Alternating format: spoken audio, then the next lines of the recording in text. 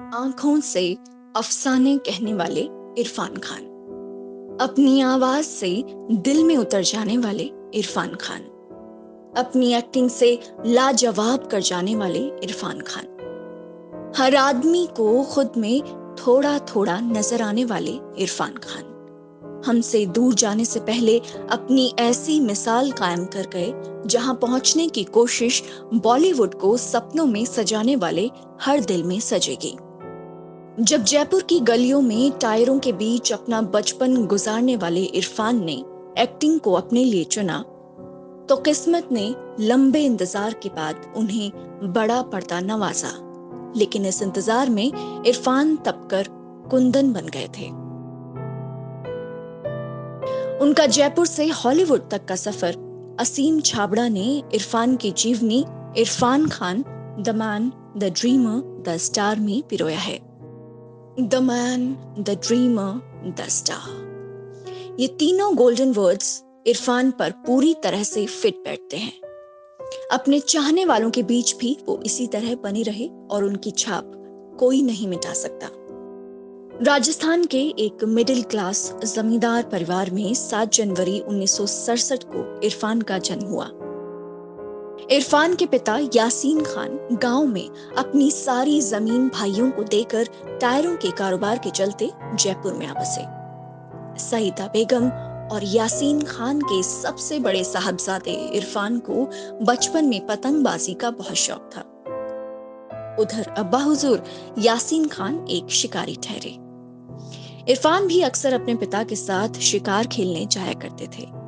इरफान को बंदूक चलाना तो पसंद था, लेकिन उन्हें जानवरों के मरने पर दुख होता था। इतना ही नहीं, इरफान को बचपन में गोश्त खाना बिल्कुल भी पसंद नहीं था। उनकी इसी बात पर उनके पिता कहते कि कहां से न जाने पठानों के घर में एक ब्राह्मण पैदा हो गया है। इरफान मस्त रहते थे तो बस अपनी पतंगबाजी में, और एक बार इरफान पतंग के पीछे छत से ही गिर गए। करीब 7 साल के छोटे से इरफान के बाएं हाथ की कोहनी और कलाई टूट गई थी। इस हादसे के बाद इरफान काफी दिन सदमे में रहे। यूं तो इरफान अपनी माँ की बहुत इज्जत करते थे, लेकिन माँ बेटे में ज्यादा पटती नहीं थी। हालांकि इरफान हमेशा अपनी माँ को खुश रखने की कोशिश करते थे। बचपन में इरफान अपनी नानी के ज्यादा करीब थे। वो अक्सर अपनी नानी के घर टोंक जाकर रहते थे। इरफान को जब जयपुर के सेंट पॉल स्कूल में दाखिला दिलवाया गया, तब उनकी माँ ख्वाब बुन रही थी कि मेरा बेटा लेक्चरर बनेगा। उधर उनके अब्बा हुजूर सोच रहे थे कि बेटा बड़ा होकर कारोबार में उनकी मदद करेगा।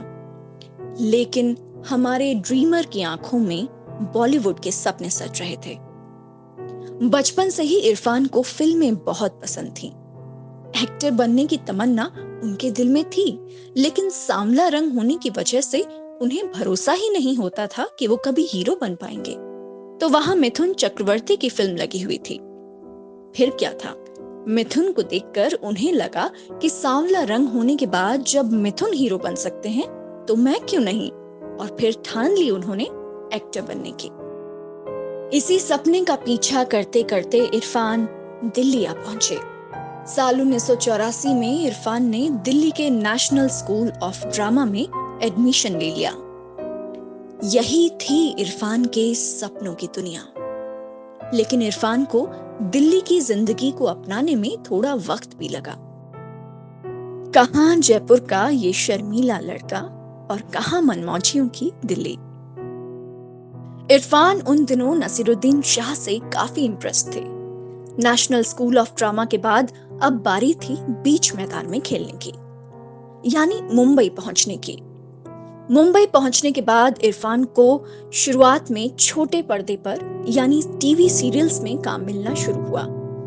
लेकिन इरफान का सपना छोटे पर्दे से कहीं बड़ा था। हमारे ड्रीमर द मैन ने काफी लंबा स्ट्रगल किया, लेकिन मैदान नहीं छोड़ा। ये कहना गलत नहीं होगा कि बॉलीवुड से पहले एक ब्रिटिश फिल्म मेकर ने उन्हें पहचाना।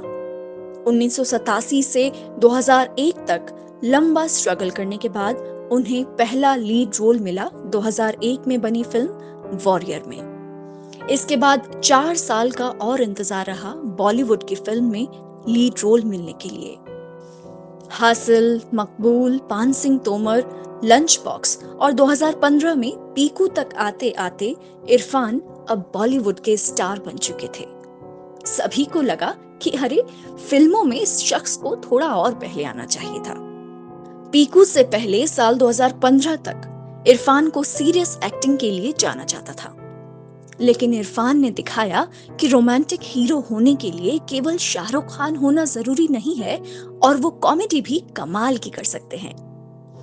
पीकू के राणा और करीब करीब सिंगल के योगी की रोमांटिक कॉमेडी शायद हर आम इंसान को अपने ज्यादा करीब लगी थी। साल 2015 में इरफान ने जुरासिक पार्क फिल्म में पूरी तरह से हमें एक हॉलीवुड स्टार का जलवा दिखाया। कमाल की बात यह है कि जब 1993 में जुरासिक पार्क आई थी, तब इरफान के पास इस फिल्म को देखने तक के लिए पैसे नहीं थे। यूं तो इरफान ने द नेमसेक से ही हॉलीवुड स्टार का करिश्मा कायम कर लिया था, जो life of pi, a mighty heart, inferno, slum dog Millionaire, amazing Spiderman और जुरासिक वर्ल्ड में लगातार सुर्खियां बटोरता रहा। 30 साल के अपने लंबे फिल्मी करियर में उन्हें national film award, Asian film award और 4 फिल्म फेयर अवार्ड से नवाजा गया। इरफान ने अपने आखिरी मैसेज में कहा था कि मैं आपके साथ हूं भी और नहीं भी। आज लगता है कि थोड़ा और देर तक इरफान को रहना चाहिए था, लेकिन जो भी हो, हमारे the man, the dreamer, the star Irfan की जिंदा दिली और खुश मिजाजी को फैंस हमेशा याद रखेंगे।